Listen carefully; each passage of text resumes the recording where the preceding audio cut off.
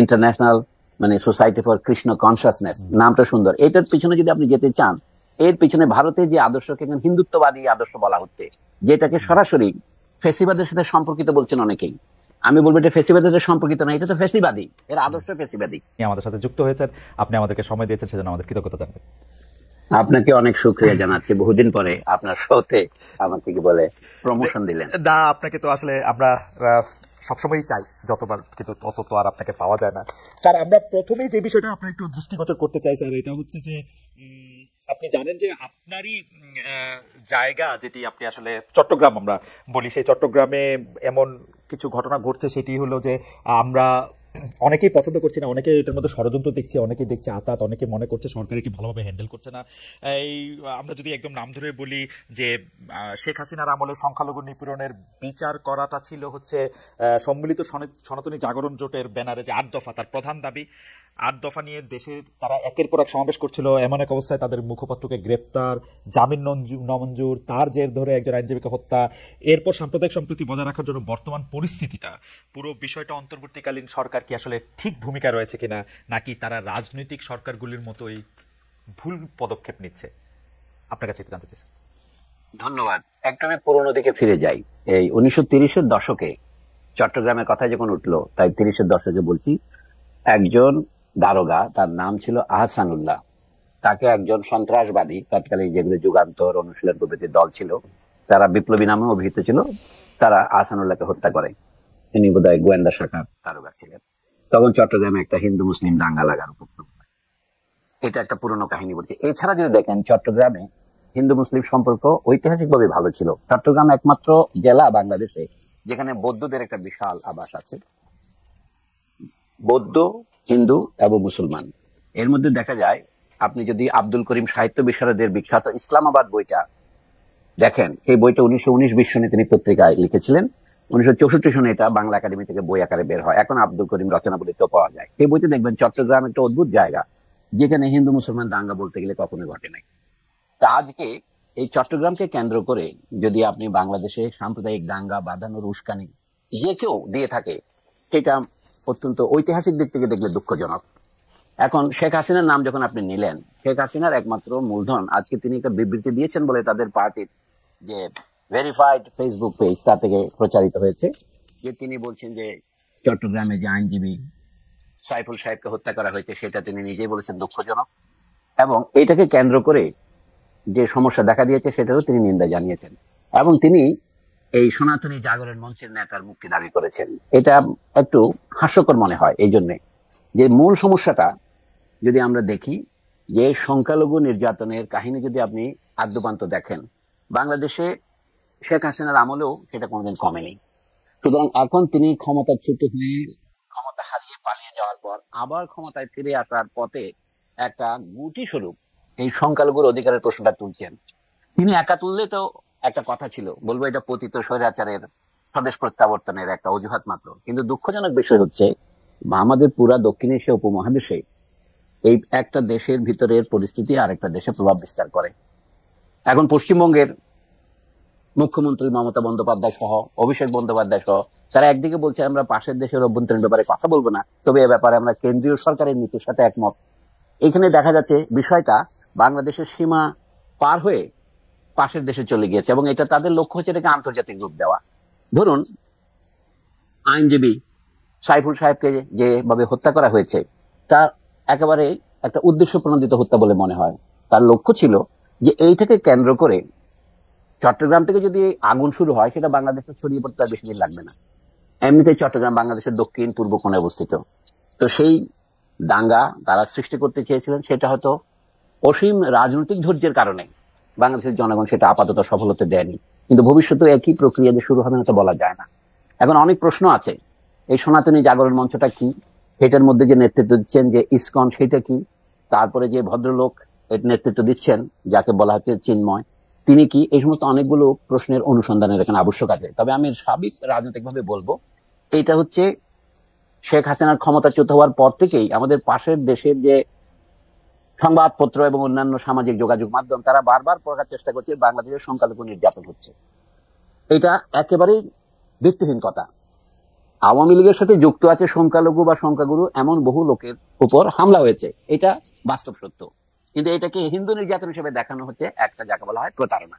দ্বিতীয় কথা বলি, এই ঢাকায় সম্প্রতি ঢাকা কলেজের ছাত্র এবং সিটি কলেজের ছাত্রদের মধ্যে মারামারি হয়েছে। তিতুমির কলেজ থেকে শুরু করে ঢাকা শহরের যে সমস্ত কলেজ ঢাকা বিশ্ববিদ্যালয়ের সাথে যুক্ত ছিল, তারা পৃথক বিশ্ববিদ্যালয়ের মর্যাদা দাবি করছে।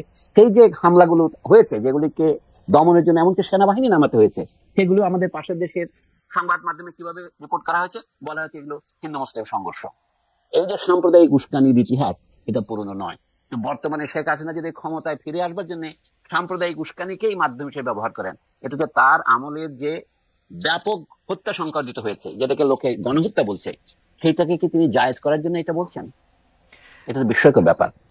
স্যার, প্রশ্নটার একটা লেগ ছিল যে সরকার এটাকে ঠিক মতো হ্যান্ডেল করছে কিনা, এটা যদি একটু বলতেন। আরেকটা যদি আপনি বলতেন যে তাকে ইসকন থেকে বাদ দেওয়া হয়েছিল, সংবাদ সম্মেলন করে বলা হয়েছে, প্রেস রিলিজে বলা হয়েছে, সেটা এই সরকারের আমলেও না, সেটা সাবেক সরকারের আমলে। তারপরেও তাকে ইসকনের সাথে ট্যাগ করা এবং তাকে ইসকন নেতা বলতে বলা, এইটার ব্যাপারটা যদি একটু বলতেন। না, ইসকন জিনিসটা কি জিনিস এটা দেখতে হবে। ইসকন জিনিসটা ইউরোপে শুরু হয়েছে, ইসকন জিনিসটা মার্কিন দেশে আছে, এবং পৃথিবীর বহু দেশে, সিঙ্গাপুর বা কানাডা এটা নিষিদ্ধ হয়েছে। কেন হয়েছে সেটা আপনি আমার চেয়ে ভালো জানেন। তবে ইসকনকে আন্তর্জাতিক কৃষ্ণ ভাবনামৃত সংঘ নামে বাংলায় অনুবাদ করা হয়েছে। ইন্টারন্যাশনাল মানে সোসাইটি ফর কৃষ্ণ কনসাসনেস, নামটা সুন্দর। এটার পিছনে যদি আপনি যেতে চান, এর পিছনে ভারতের যে আদর্শকে এখন হিন্দুত্ববাদী আদর্শ বলা হচ্ছে, যেটাকে সরাসরি ফেসিবাদের সাথে সম্পর্কিত বলছেন অনেকেই। আমি বলবো এটা ফেসিবাদের সাথে সম্পর্কিত না, এটা তো ফেসিবাদী, এর আদর্শ ফেসিবাদী। তো সেইটার একটা যদি তরল সংস্করণ আপনি এমনকি শ্রীকৃষ্ণের নামেও প্রচার করেন, সেটা তো আপনার গণতান্ত্রিক হয়ে যায় না।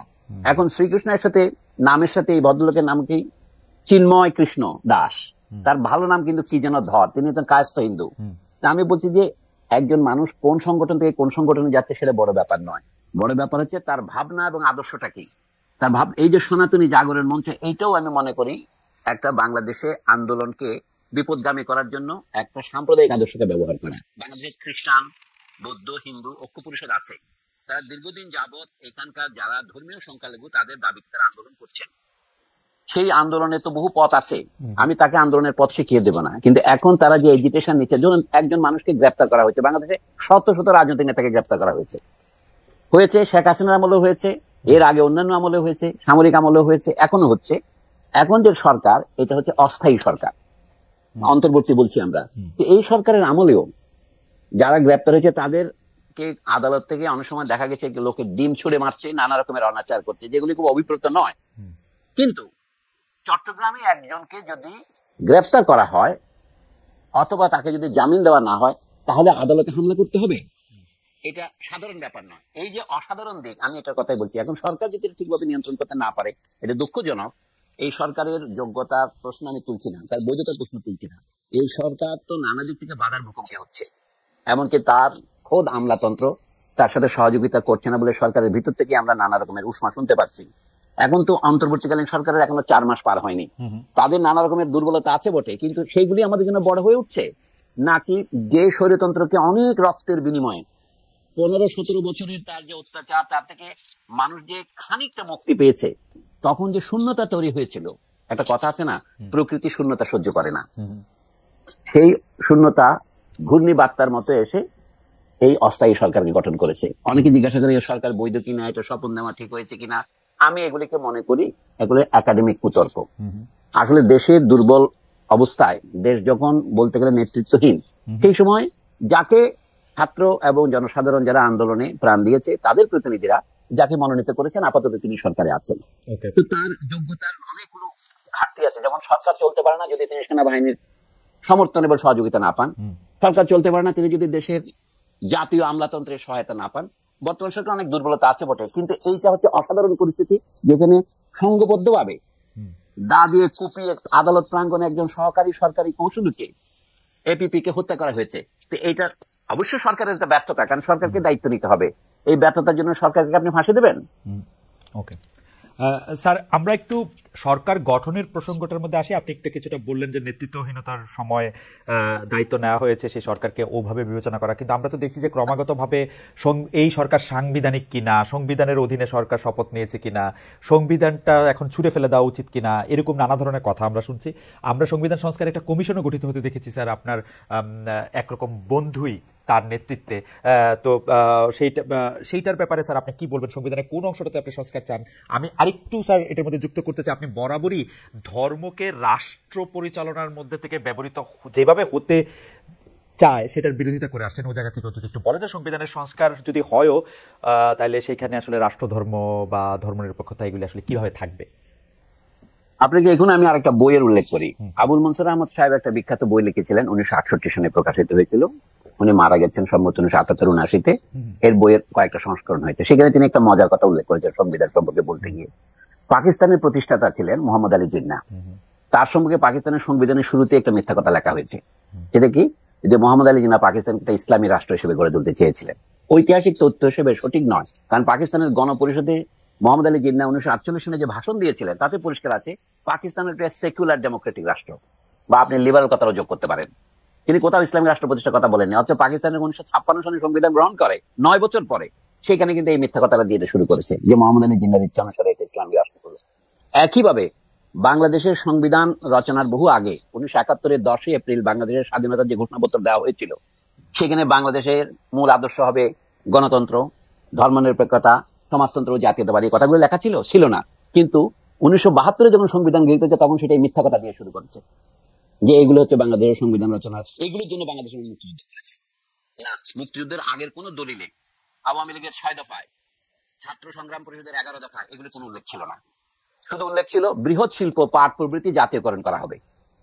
আওয়ামী লীগ 11 দফাটা গ্রহণ করেছে শেষ মুহূর্তে, যেন বাংলাদেশের জনগণের মধ্যে যে সাম্যের যে আকাঙ্ক্ষা সেটাকে খানিকটা নিজের পক্ষে টানার জন্য। এবং 1972-এর সংবিধানের যে প্রধান ত্রুটি সেটা হচ্ছে সে মিথ্যা প্রিয়াম্বল দিয়ে সে শুরু করেছে। 71-এর 10 এপ্রিলের যে ঘোষণাপত্র সেটা হচ্ছে বাংলাদেশের মুক্তিযুদ্ধের প্রকৃত ঘোষণাপত্র। অন্যগুলো ছিল কন্টিনজেন্ট, সাময়িক কথাবার্তা। মাঠের সেনাপতিরা কি বলেছেন অথবা অন্যান্য রাজনৈতিক নেতারা তাদের স্ব গ্রামে কি বলেছেন সেটা ধর্তব্য নয়। বাংলাদেশের সরকার গঠিত হওয়ার আগে 10 এপ্রিল, 17 এপ্রিল সরকার শপথ নিয়েছে আমরা জানি পরের সপ্তাহে। তো এই সরকার ঘোষণা দিয়েছিল বাংলাদেশ গঠিত হবে 3টা বড় আদর্শকে ভিত্তি করে, যে জনগণের মধ্যে সাম্য, মানুষের মর্যাদা রাষ্ট্র দেবে এবং সমাজে সুবিচার প্রতিষ্ঠা হবে। এইগুলি ছাড়া এগুলি কিছু অনুবাদ করে গণতন্ত্র, সমাজতন্ত্র, ধর্মনিরপেক্ষতা, জাতীয়তাবাদ বলেছে, এগুলি তো ভুয়া কথা। পরবর্তী এরশাদের সময়ে রাষ্ট্রধর্ম ইসলাম ঢোকানো হয়েছে। এখন এটা পরিস্থিতিকে জটিল করে তুলেছে। সমস্যা হচ্ছে বাংলাদেশে যদি ন্যায় বিচার প্রতিষ্ঠিত হয়, অর্থাৎ গণতান্ত্রিক শাসন ব্যবস্থা থাকে, বাকি সবগুলোর গ্যারান্টি। আবুল মনসুর আহমদ পরিষ্কার করে বলতেন আমাদের রাষ্ট্র চিন্তাবিদদের মধ্যে একজন বড় চিন্তাবিদ কিন্তু নেই, যদিও আমরা তাকে কোনো পাত্তা দিচ্ছি না। তিনি আওয়ামী লীগের প্রথম যুগের নেতা এবং এমনকি একসময় পাকিস্তানের অস্থায়ী প্রধানমন্ত্রী হয়েছিলেন। সেই ভদ্রলোক বলছেন গণতন্ত্রই হচ্ছে ধর্মের গ্যারান্টি। আমি এই জন্য বলছি যারা ভারতবর্ষে মুসলিমদের নিরাপত্তা এবং নিরাপত্তার গ্যারান্টি চান, সেইটাকেই ভারতবর্ষে ধর্মনিরপেক্ষতা বলেন। সমস্ত মুসলিম নেতারা তাই বলেন। আসাদুদ্দিন ওয়াইসি থেকে শুরু করে আপনার আজাদ কাশ্মীরের অথবা কাশ্মীরের নেতারা পর্যন্ত, ভারতের দিল্লির শাহী মসজিদের ইমামরা পর্যন্ত সকলে কিন্তু চান। কিন্তু বাংলাদেশে এসে তাহলে আপনি কেন সেই আদর্শ থেকে বিচ্যুত হচ্ছেন? আমি বলছি ন্যায় বিচারের মধ্যেই, গণতন্ত্রের মধ্যেই ধর্মের গ্যারান্টি আছে। সকল ধর্মের ধর্ম পালনের স্বাধীনতা, এটা হচ্ছে বাংলাদেশের মুক্তিযুদ্ধের আসল গ্যারান্টি ছিল। মুক্তিযুদ্ধে কি বলেছিল? আমরা বুদ্ধ, আমরা খ্রিস্টান, আমরা হিন্দু, আমরা মুসলমান, আমরা সবাই বাঙালি, এই ছিল স্লোগান মুক্তিযুদ্ধের। কিন্তু মুক্তিযুদ্ধের পরে আমাদের সংবিধানের যে জিনিসটা পরিবর্তন করা দরকার আপনি জিজ্ঞাসা করেছেন, তাই বলছি, বাংলাদেশের অধিবাসীগণ বাঙালি বলে পরিচিত হইবেন। এটা কিন্তু মুক্তিযুদ্ধের চেতনার পরিপন্থী। বাংলাদেশের অধিবাসীগণ বাঙালি এবং অবাঙালি নির্বিশেষে বাংলাদেশের জনগণ বলে পরিচিত হইবেন। অসুবিধাটা কি? আর সংবিধান নিয়ে আমাদের বন্ধুরা অনেকে না বুঝে অনেক ধরনের অপকথা বলছেন। যেমন আমাদের বামপন্থী বন্ধুরা বলছেন যে এই সংবিধানের যে নাম আছে, মানে সরকারের অথবা দেশের নাম কি, গণপ্রজাতন্ত্রী বাংলাদেশ সরকার, সুতরাং গণপ্রজাতন্ত্রী বাংলাদেশের সংবিধান। তারা গণপ্রজাতন্ত্রী কথাটা পছন্দ করছেন না। এখানে আনিসুজ্জামান সাহেবরা যারা বাংলায় লিখেছেন তারা এখানে একটা ঐতিহাসিক ভাবে একটা আমি পক্ষপাতিত্বের পরিচয় দিয়েছিলেন। সেটি যে গণপ্রজাতন্ত্রকে তারা এক শব্দ বানাইছে, জার্মানের মতো এবং সংস্কৃতের মতো। কিন্তু বাংলা ভাষাতে জার্মান এবং সংস্কৃত থেকে মুক্ত হয়েছে। গণ এবং প্রজাতন্ত্রী যে দুটো আলাদা শব্দ সেটা তারা করেননি। আপনি বলছেন তাতে কি এসেছে? এটা থেকে ব্যাকরণের তর্ক। এটা ব্যাকরণের তর্ক জন্য আমি বলি পিপলস রিপাবলিক অফ বাংলাদেশ, এটা কিন্তু দুটো শব্দ। পিপলস রিপাবলিক তো বাংলাদেশে গণ এবং প্রজাতন্ত্র আলাদা করলে অসুবিধা কি? অসুবিধা নেই, এইটাই হলো বাংলা ভাষার নিয়ম। সংস্কৃতি হলে গণপ্রজাতন্ত্র হবে। আনিসুজ্জামানদের বায়াস ছিল সংস্কৃতির প্রতি। আনিসুজ্জামান বাংলা ভাষার যে ক্ষতিটা করেছেন এটা হচ্ছে তার একটা প্রমাণ। গণপ্রজাতন্ত্রকে দুশব্দ না করে এক করেছেন। এখন আপনাকে বলি, অনেকে বলে যে আমাদের এটা প্রজাতন্ত্রে রাখলেই তো হয়, গণ দরকারটা কি? সেটাই বলি। চীন বলে একটা দেশ আছে, এটার নাম পিপলস রিপাবলিক অফ চায়না। আমি চীনা ভাষা জানি না, ইংরেজিতে বলছি। এটা আমরা গণপ্রজাতন্ত্রী চীন বলতে কোনো আপত্তি করেছে কেউ? বাংলা ভাষা কেউ করে নাই। কিন্তু চীনারা কিভাবে লিখবে? গণপ্রজাতন্ত্রকে দুশব্দ লিখবেন, এক শব্দ লিখবে। আমি ওকে দুশব্দ লেখাটাই নিয়ম, ওরা দুশব্দ লেখা হয়। আপনি সব চীনা ভাষা দেখেন, বাংলা চীনারা যে অনুবাদ করে। কিন্তু এটা হলো কেন? গণ কেন আসলো? তাইওয়ান, যেটা তথাকথিত জাতীয়তাবাদী চীন নামে পরিচিত ছিল, সেটার নাম কি? Republic of China. ওটা চীন প্রজাতন্ত্র, আর এটা প্রজাতন্ত্রী চীন। তার আগে গণনা লাগলে আধা হয়, একটা পিপলস রিপাবলিক আর একটা রিপাবলিক। আপনি কোরিয়া দেখেন, দক্ষিণ কোরিয়া হচ্ছে রিপাবলিক অফ কোরিয়া, উত্তর কোরিয়া কি? Democratic socialist Republic of Korea. আমি যে কথাগুলো বোঝা দরকার। আরেকটা কথা বলি, পরিবর্তন যে কিছু হয় না সেটা যে সত্য নয়। উদাহরণ দেই, বাংলাদেশ শব্দটা 1971 সর্বত্র, আমি তখন 12-13 বছরের যুবক, কিশোর বলতে পারেন। আমার কিন্তু তখন আক্কেল বুদ্ধি হয়েছে, পৃথিবীতে আমি সব ফলো করেছি। আমাদের পতাকার মধ্যে বাংলাদেশ তৎকালীন পূর্ব পাকিস্তানের ম্যাপটা ছিল সূর্যের মাঝখানে। এটা স্বাধীনতার পর তুলে দেওয়া হয়েছে, তুলে দিয়ে ভালোই করেছি আমরা। কিন্তু এটা তখন ম্যাপ দিতে হয়েছিল কেন? অনেকে কুপ্রচার করতো পাকিস্তানিরা, আপনি ভারতের সাথে এক হয়ে যাচ্ছেন, সেই জন্য এটা করা হয়েছিল। কিন্তু যখন আমরা ভারতের সাথে এক না হয়ে স্বাধীনতা বজায় রেখেছি, তখন এটা তুলে দিলে অসুবিধা নেই। গেল। বাংলা এবং দেশ দুটো শব্দ ছিল, আমরা বলি অনিরেট শব্দ ছিল। বাংলাদেশ স্বাধীনতার পর আমরা বাংলাদেশকে এক শব্দ করেছি। তাহলে বাংলাদেশকে এক শব্দ করাটা ভালো, কিন্তু গণপ্রজাতন্ত্রকে আলাদা করা দরকার ছিল। এই হচ্ছে কথা। এখন প্রজাতন্ত্র নিয়ে বলি, আমাদের অনেক বন্ধু বলছেন আমরা কার প্রজা, এখানে তো রাজা নেই। আমি যে এটা তারা এর দ্বারা প্রমাণ করছেন যে তারা মূলাও চেনেন না, গাজরও চেনেন না। মানে প্রজাতন্ত্র বলতে তারা মনে হয় আমরা তো নাগরিক। আরে আমরা সবাই নাগরিকতা, গ্রামের লোক তো পল্লীর লোক, সে নাগরিক হবে কেন? কিন্তু নাগরিক কথাটা সমস্ত সিটিজেনের অনুবাদ হিসেবে ব্যবহৃত হচ্ছে। অর্থাৎ গ্রামে হোক, বাড়ি আপনার পাহাড়ে হোক, আপনার ঢাকা শহরে হোক, এমনকি আপনি নিউ ইয়র্ক শহরে থাকেন, আপনি নাগরিক, যদি মার্কিন নাগরিকত্বের মধ্যে গ্রহণ করে না থাকেন আর কি। তো কথা হচ্ছে আমরা নাগরিক বলতে যেমন একটা ব্যবহার করি রূপক আকারে, প্রজা কথাটাও রূপক আকারে। কিন্তু আমাদের বন্ধুরা যারা রূপক বুঝেন না, এরা আবার বামপন্থী, এটা নিয়ে তারা আবার প্রবন্ধ লেখেন। এটা আমি বহুদিন আগে প্রতিবাদ করেছি। প্রজা শব্দের অর্থ হচ্ছে সাবজেক্ট। সাবজেক্ট মানে জমিদারের প্রজা নয়, হচ্ছে আইনের প্রজা। যে আইন ছাড়া জনগণ গঠিত হয় না। একটা জঙ্গলের জনগণ জনগণ নয়, যে জনগণ আইনের দ্বারা সংঘবদ্ধ, আইনের দ্বারা পরস্পরের সাথে বন্ধনে আবদ্ধ। আইন মানে এটাই হচ্ছে মৌলিক আইনটা, হচ্ছে সংবিধান। তাহলে সংবিধানের আগে আমরা জনগণ হই না, যদি বা কথাটা মনে হচ্ছে ডিম আগে না মুরগি আগের মতো। জনগণই সংবিধান রচনা করে, এবং সংবিধান রচিত হলে জনগণ প্রকৃততে জনগণ হয়, তখন তাকে প্রজা বলে। অর্থাৎ যখন আমরা একত্রিত হই, আমরা যখন সংবিধান রচনা করি, তখন আমরা নাগরিক। কিন্তু সংবিধান রচনা করার পরে আমরা আইনের হাতে নিজেকে সুপর্দ করি, আমরা ব্যক্তি হিসেবে, তখন আমরা প্রজা। ব্যক্তি হিসেবে প্রজা, কিন্তু সামগ্রিক ভাবে আমরা নাগরিক। এই যে শব্দ দুটোর যে পার্থক্য, এটার জন্য সংবিধান বদলাইতে হবে, এটা আমি মনে করি না। গণপ্রজাতন্ত্র সঠিক আছে, এটা আমার বক্তব্য। এবং সকল ধর্ম পালনের গ্যারান্টি থাকবে, এটা হচ্ছে আমাদের সংবিধানের মূলনীতি। আপনি সেখানে মূল ধর্ম হিসেবে পৃথিবীর বহু দেশেই খ্রিস্ট ধর্মকে মূল ধর্ম হিসেবে গ্রহণ করা হয়েছে। যেমন ধরেন সুইডেন, সুইডেনের মনে হচ্ছে না একটা ডেমোক্রেটিক সোশ্যাল ডেমোক্রেটিক রাষ্ট্র, সেখানে সুইডিশ চার্চকে আপনার ট্যাক্স দিতে হয়। ইংল্যান্ডে অ্যাংলিকান চার্চ হচ্ছে ইংল্যান্ডের জাতীয় চার্চ। তো সেই হিসেবে ইসলাম যদি রাষ্ট্রধর্ম বলে, এটা বদলাবার জন্য এটা লাফালাফি করার কিছু নাই। আসল গ্যারান্টি হচ্ছে সকল ধর্মের পালনে ইসলাম যে সুবিধাটা পাবে বাংলাদেশে, অন্যান্য ধর্ম সেই সুবিধা পাবে কিনা, এটা হচ্ছে আসল কথা। আমি মনে করছি এইগুলি আসল কথা হচ্ছে সরকারের যে স্বৈরতান্ত্রিক প্রবণতা, এটা বন্ধ করার জন্য কোন কোন জায়গায় আমাদের যেতে হবে। এটা বন্ধ করার জন্য আমাদের যেতে হবে, সেটা হচ্ছে আমাদের সংবিধানে এমন বিবেচনা রাখতে হবে যেন স্বৈরতান্ত্রিক প্রবণতা না আসে। যেমন এখন রাষ্ট্রকে বানানো হয়েছে একটা আমলাতান্ত্রিক রাষ্ট্র। নির্বাহী বিভাগ, নির্বাহী শব্দটা আবুল মনসুর আহমদ পছন্দ করতেন না, উনি বলতেন শাসন বিভাগ বললেই তো হয়তো। এই যে নির্বাহী কথা, উপজেলা নির্বাহী ম্যাজিস্ট্রেট বানাইছেন ইউএনও, আপনারা এই সংবিধান থেকে এই শব্দ নিয়েছেন। এমনকি সংবিধান কথাটাও অত্যন্ত কঠিন কথা, কিন্তু একটা কথা যখন একবার চালু হয়ে যায়, তখন এটার বদলানোর দরকার নাই। ইতিহাসে একটা জিনিস আছে, একবার চালু হয়ে গেলে সেটা চলে। তো নির্বাহী বিভাগকে প্রধান করে যে সংবিধান লিখেছি, তাতে একটু গোড়ায় আছে। আমরা জনগণের নির্বাচিত সরকার দ্বারা যদি পরিচালিত হতে চাই, নির্বাচন প্রধান প্রতিনিধি কারা? সংসদ, পার্লামেন্ট। তো সেটা কেন সংবিধানের পঞ্চভাগে গেল?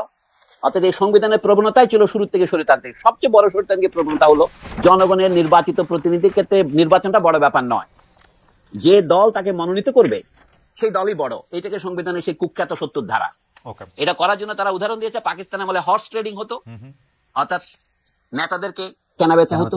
আপনি লক্ষ্য করেছেন 1971 গোড়ায় 70-এর নির্বাচনে জেতার পর ঢাকার তৎকালীন রেস কোর্স, পরবর্তীকালে যেটা সোহরাওয়ার্দী উদ্যান করেছে, সেখানে আওয়ামী লীগ থেকে নির্বাচিত সকল পাকিস্তান জাতীয় পরিষদ এবং প্রাদেশিক পরিষদের সদস্য, তখন দক্ষিণাঞ্চলে নির্বাচন হয়নি ওই যে ঝড়ের জন্য, প্রায় 400-র চেয়ে কিছু বেশি সদস্য দাঁড়িয়ে শপথ নিয়েছিল, আমরা 6 দফার প্রতি আমাদের অঙ্গীকার ভঙ্গ করব না। কি জন্য নিয়েছিল এটা? ওই সদস্যরা যদি পাকিস্তানিদের হাতে বিক্রি হয়ে যায়। সেজন্য শেখ মুজিব সাহেব সবাইকে শপথ করিয়েছেন, নিজেও শপথ করেছেন যে আমরা 6 দফা বাস্তবায়িত করবো। কারণ পাকিস্তান চাপ দিচ্ছিল আপনারা 6 দফার ক্ষেত্রে ছাড় দেন, কারণ ওটা তো রেফারেন্ডাম ছিল। আমি এখনো বলছি সেই রেফারেন্ডাম থেকে অভিজ্ঞতা নেওয়ার জন্য যেন সদস্যরা আত্মবিক্রয় না করেন, সেই জন্য তিনি 70 ধারাটা যোগ করেছিলেন বলে তখন বলেছিলেন। পরে এর ফল বিষময় হয়েছে। অর্থাৎ যে এলাকার জনগণ আপনাকে নির্বাচিত করেছে তাদের নির্বাচন করাটা যেন কিছুই নয়। আপনার পার্টি যদি মনোনয়ন প্রত্যাহার করে অথবা আপনাকে পার্টি থেকে বহিষ্কার করে অথবা আপনি পদত্যাগ করে, তাহলে আপনার সদস্যপদ চলে গেল, তাহলে জনগণের ভোট দেওয়ার অধিকারটা রইল কোথায়? এই জন্য বলছি রাজনৈতিক দলগুলির মধ্যে সংস্কার করতে হবে। আমাদের বর্তমান সংবিধানের সবচেয়ে বড় দুর্বলতা হচ্ছে পলিটিক্যাল পার্টি বলে যে জিনিসটা আছে ওখানে, সেটার উপরে নিয়ন্ত্রণ নাই দেশের জনগণের। পলিটিক্যাল পার্টিকে নিজেকেই নির্বাচিত হতে হবে, তার ভিতরে যে পার্টি কে নমিনেশন পাবে কে পাবে না এটা তার ভিতরে নির্বাচিত হতে হবে জনগণতান্ত্রিক প্রক্রিয়ায়। এখন উপর থেকে যে নির্বাচনের মনোনয়ন বাণিজ্য হয়, সেটা হচ্ছে আমাদের দেশের স্বৈরতন্ত্র প্রতিষ্ঠার প্রথম পদক্ষেপ। আমরা এক স্বৈরতন্ত্রের হাত থেকে নিস্তার পেয়ে আরেক স্বৈরতন্ত্রের হাতে যেতে চাই না। এটা যদি আপনি গ্যারান্টি করতে চান, সংবিধানে এই প্রয়োজনীয় পরিবর্তনগুলো করতে হবে। স্যার, আমি একটু র্যাপ আপ করি যে আপনি বলছেন যে গণপ্রজাতন্ত্রের মধ্যে গণপ্রজাতন্ত্রী দুইটাই রাখা দরকার আছে, কিন্তু শব্দ দুইটা আলাদা হওয়া প্রয়োজন। বাঙালি সবাইকে না বলে বাংলাদেশের জনগণ বলা যেতে পারে। আপনি ধর্মের ক্ষেত্রে আপনি বলছেন যে সাম্য মর্যাদা বিচার যদি নিশ্চিত করা যায়, আলাদা করে ধর্মনিরপেক্ষতা রাখার দরকার নাই, তবে রাষ্ট্রধর্ম ইসলাম যদি থাকলেও থাকতে পারে, এইটা যদি গ্যারান্টি দেয় যে অন্য ধর্মগুলির। Sir, correct me if I am wrong, আমি শুধু জাস্ট র্যাপ আপ করতেছি কারণ অনেকগুলি প্রশ্ন। আমি বলছি, আমি একটু আপনাকে বলি, আপনি এক জায়গায় রং। সেটা হচ্ছে কি, আমাদের রাষ্ট্রের মূল লক্ষ্য যে ধর্মনিরপেক্ষতা একটা কথা, এই কথার মধ্যে অনেক রকমের ব্যাখ্যা হয়, কিন্তু সেই কথার মর্মটা যদি আমরা পরিষ্কার করি যে ধর্মের ক্ষেত্রে রাষ্ট্র কোনো পক্ষপাত করিবে না। ওকে, ধর্মনিরপেক্ষ কথাটার ইংরেজি হচ্ছে সেকুলারিজম, যেটা নিয়ে এরা এখন বর্তমানে আমাদের দেশের মানে ইসলামী সম্প্রদায়ের মধ্যে এই নিয়ে একটা ভুল বুঝাবুঝি আছে। তারা মনে করি সেকুলারিজম মানে নাস্তিকতা, সেটা সঠিক নয়। সেকুলারিজম মানে হচ্ছে দুনিয়াদারি। সেকুলার কথার অর্থ যদি তারা বুঝতো তাহলে তারা এটা বলতেন না। তারা সেকুলার বলতে নাস্তিক মনে করেন। সেকুলার শব্দের আক্ষরিক করতে হচ্ছে সেকুলার এবং সার্কুলার পরস্পর বিপরীত শব্দ। সার্কুলার মানে যেটা বৃত্তাকারে চলে, সেকুলার মানে বৃত্তাকার নয়, যেটা এগিয়ে চলে। সেকুলার শব্দের আক্ষরিক করতে হচ্ছে আপনার নন সিক্লিক্যাল, যা বৃত্তাকার নয়। তার মানে কি, আগে আমাদের দেশের মানুষ মনে করতো মানুষ জন্মায়, দুঃখ পায় এবং মারা যায়, জীবন হচ্ছে একটা বৃত্তের মধ্যে চলে। আমরা আমাদের পূর্বপুরুষ যেভাবে জন্মগ্রহণ করেছে এবং একই বৃত্তি অবলম্বন করেছে, কুমারের ছেলে কুমার থাকবে, ব্রাহ্মণের ছেলে ব্রাহ্মণ থাকবে, চামারের ছেলে চামার থাকবে, এটা হচ্ছে বৃত্তি। আমরা এখন পেশাকে বৃত্তি বলি না। বৃত্তিকে ছাড়িয়ে গিয়ে আপনি জন্মাতে পারেন কামারের ঘরে, কিন্তু আপনি প্রধানমন্ত্রী হতে পারেন। এইটা নেপোলিয়নের সময় ফ্রান্সে বাস্তবায়িত হয়েছে। নিম্ন পরিবারের ছেলে উচ্চপদ দখল করেছে, পুরনো ফিউডালিজম চলে গেছে। এই ফিউডালিজম বিরুদ্ধে মনোভাবকে সেকুলারিজম বলা হতো, কিন্তু এখন কে চোরা না শুনে ধর্মের কাহিনী। তা আমি এই জন্য বলি সেকুলার শব্দের অর্থ হচ্ছে দুনিয়াদারি।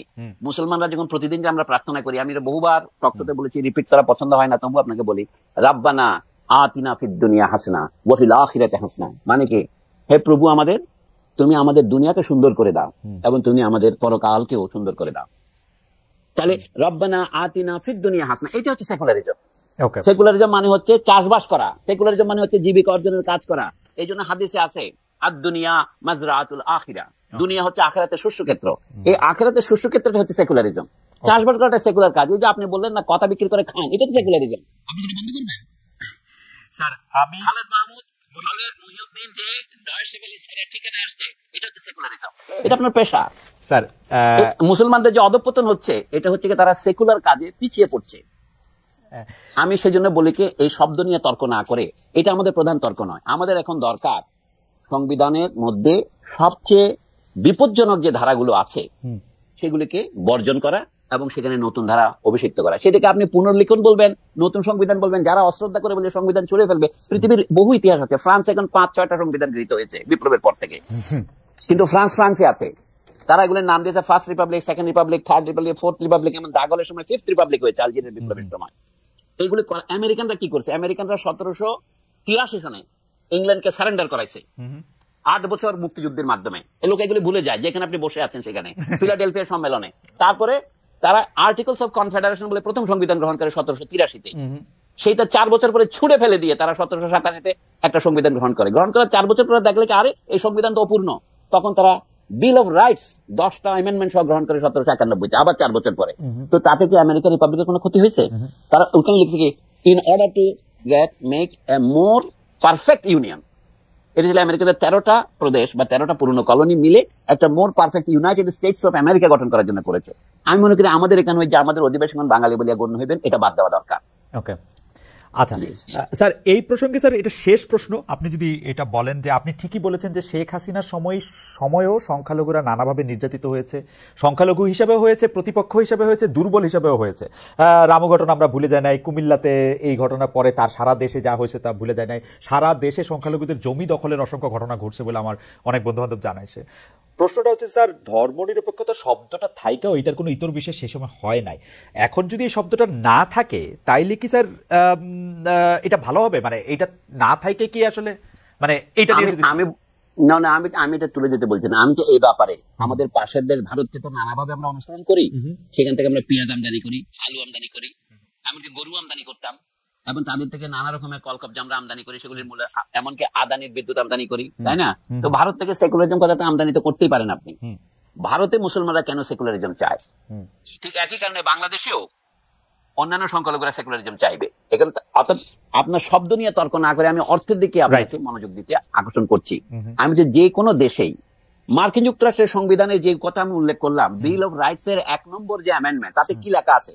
বলা হচ্ছে রাষ্ট্র, ওখানে বলা আছে দি কংগ্রেস, তাদের তো আইনসভাই সর্বপ্রধান, ওরা আইন প্রণয়ন করে, ওরাই এক্সিকিউটিভকে বৈধতা দেয়, ওরাই জুডিশিয়ারিকে আপনার কি বলে অনুমোদন দেয়। তো সেই ওরা বলছে যে তারা কোনো চার্জ প্রতিষ্ঠা করবে না। তখন আমেরিকার 30-35টা খ্রিস্টানদের ধারা উপধারা ছিল, রাষ্ট্র ওগুলো কোনো পক্ষ নেবে না। তবে বলছে তবে সকলের ধর্ম পালনের স্বাধীনতার গ্যারান্টি কংগ্রেস দেবে। ওকে, এটাকে আমেরিকানরা বলে না বাক স্বাধীনতা, মত প্রকাশের স্বাধীনতা, সবই এক ধারাতে আছে। এই জন্য কথা বলে my first amendment rights, first amendment রাইটের মধ্যে ধর্মীয় স্বাধীনতাও আছে। আমি যে বাংলাদেশের কথাটাকে আমি রিফ্রেশ করতে বলছি যে বাংলাদেশের সকল ধর্মের স্বাধীনভাবে ধর্ম পালনের গ্যারান্টি দেওয়া হবে, এটা হচ্ছে রাষ্ট্রের দায়িত্ব।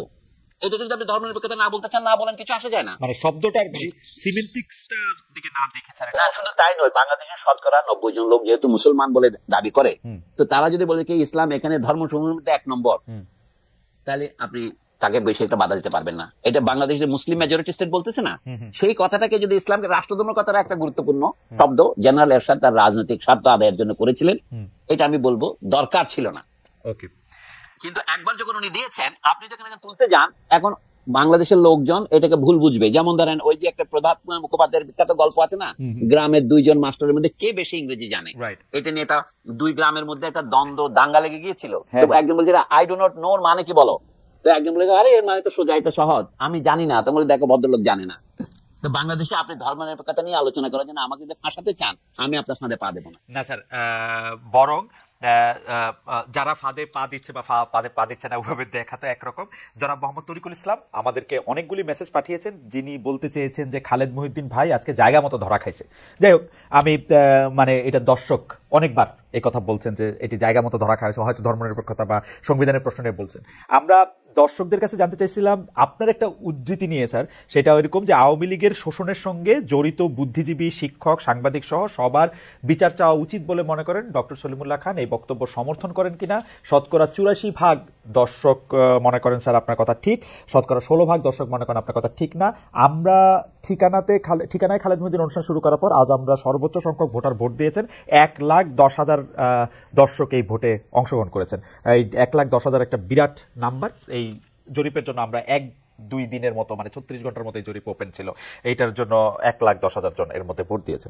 স্যার, আমাদের প্রশ্ন এই জায়গাটা থেকে, আপনি একজন জুরিস্টও বটে, আপনি যদিও মানে আইন পেশায় নাই, আপনি শিক্ষকতা পেশায় আছেন, সেজন্য আপনি যে এই কথাটা বলেছেন, কিন্তু কেউ কেউ এটা নিয়ে প্রশ্ন করেছেন যে দেওয়ানি বা ফৌজদারি অপরাধ যদি না করেন, অর্থাৎ বুদ্ধিজীবী, শিক্ষক, সাংবাদিকরা, তাদের বিচার কিভাবে হতে পারে? মানে টক শোতে কেউ যদি শেখ হাসিনার পক্ষে কথা বলে থাকেন, সেটা অপরাধমূলক কর্মকাণ্ডের মধ্যে পড়বে কিনা, বা আপনি এটা মিনও করছেন কিনা? ধন্যবাদ। এটার সাথে স্যার একটু যদি এটার সাথে জড়ো করে, প্রথম আলো, ডেইলি স্টারের বিরুদ্ধে নানা ধরনের কথা, পক্ষে কথা, তারা আসলে ভারতের মুখাপেক্ষি কিনা, সেই জন্য তাদের বিরুদ্ধে আন্দোলন চলতে পারে কিনা, তাদেরকে ঠেকানো দরকার কিনা, সেটি নিয়েও একটি কথা হচ্ছে। এই দুটো যদি একসাথে আজ আপনার প্রশ্ন শুনে রাখবেন, একসাথে একটা কথা বলা যায় না। আমি একটা বলি, আওয়ামী লীগ সমর্থক বুদ্ধিজীবীদের বিচার করার কথাটা আমি ওভাবে বলি নাই। আমি বলেছি যে এই যে 16 জুলাইয়ের পর থেকে, আবু সাইদকে হত্যা করার পর থেকে ছাত্রদের আন্দোলন দানা বেঁধে উঠছিল। আপনি জানেন কয়েকদিনের মধ্যেই আন্দোলনকারী ছাত্রদেরকে বিশ্ববিদ্যালয়ের প্রাঙ্গণ থেকে বের করে দিয়েছিল সরকারি দলের ছাত্র গুন্ডা বাহিনী। এটা তো আপনি জানেন। আন্দোলন একদম স্থিমিত হয়ে গেছিল। তখন ঢাকা বিশ্ববিদ্যালয়ের শিক্ষক সমিতি, আমি নাম করে বলছি, কি ভূমিকা পালন করেছিলেন? তারা এদেরকে দুষ্কৃতকারী আর সন্ত্রাসবাদীর চেয়ে কোনো কম কিছু বলেননি। তো শেখ হাসিনা যখন বললেন রাজাকারের ছেলে পেলে, তখন ছেলেমেয়েরা যখন স্লোগান দিল যে আমরা রাজাকার, আমি রাজাকার, তুমি রাজাকার, তখন এইটাকে বুদ্ধিজীবীদের যে বুদ্ধির কতটা বাহুল্য সেটা উল্লেখ করছি। ঢাকা বিশ্ববিদ্যালয়ের শিক্ষক উনি নন, ডক্টর মোহাম্মদ জাফর ইকবাল, যিনি বিজ্ঞান লেখক এবং সম্মানিত বৈজ্ঞানিক এবং একজন মুক্তিযুদ্ধের শহীদ পরিবারের সন্তান। তিনি কি বললেন? আমি ঢাকা বিশ্ববিদ্যালয়ে যাব না। কেন যাবেন না? কারণ ওখানে ছেলেরা রাজাকার। অর্থাৎ উনি ব্যঙ্গটাও বুঝতে পারছেন না। কোন একটা রেজিম যে ফ্যাসিস্টকে ফ্যাসিস্ট নয়, তার একটা মাপকাঠি হচ্ছে সে ক্যারিকেচার বা ব্যঙ্গকে কিভাবে নেয়, স্যাটায়ারকে কিভাবে নেয়। জাফর ইকবাল সাহেব স্যাটায়ার বুঝতে পারেন নাই। যারা নিজেদেরকে রাজাকার বলছে তারা তো স্যাটায়ার করছে শেখ হাসিনাকে। শেখ হাসিনাই আসলে রাজাকার বলতে চেয়েছে ওরা।